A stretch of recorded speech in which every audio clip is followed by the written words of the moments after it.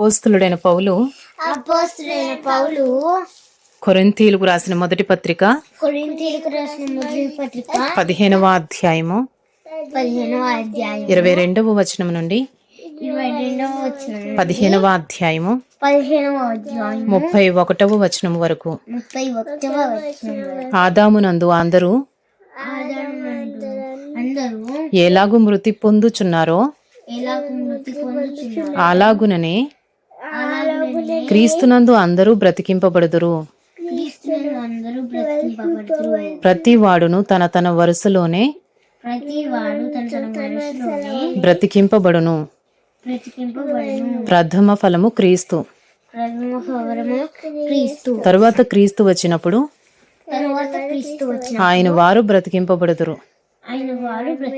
అటు తరువాత ఆయన సమస్తమైన ఆధిపత్యమును సమస్తమైన అధికారమును బలమును కొట్టివేసి తన తండ్రి అయిన దేవునికి రాజ్యము అప్పగించును.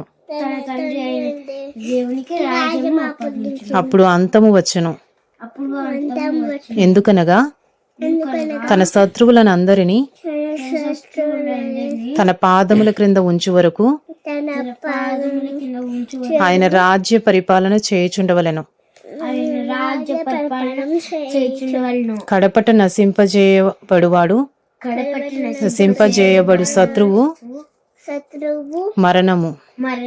దేవుడు సమస్తమును క్రీస్తు పాదముల క్రింద లోపరిచి ఉంచెను.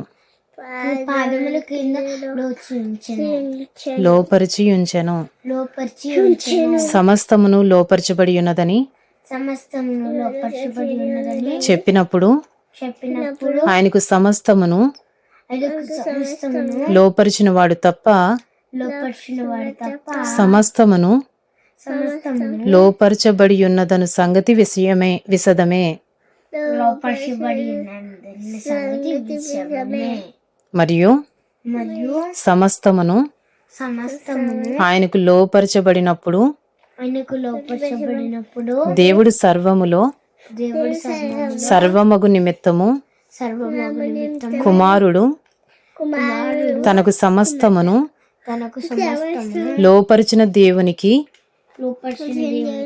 తానే లోబడును. ఇట్లు కాని ఎడల మృతుల కొరకై బాప్తిస్మము పొందువారేమి చేతురు? మృతులు ఏమాత్రము లేపబడని ఎడల మృతుల కొరకు వారు బాప్తిస్మము పొందనేలా? మరియు మేము గడియ గడియకు ప్రాణభయముతో ఉండనేలా? సహోదరులారా, మన ప్రభువైన క్రీస్తు యేసునందు మిమ్మును గూర్చి నాకు కలిగి ఉన్న అతిశయము తోడు నేను దినదినమును చనిపోవుచున్నాను అని చెప్పుదును.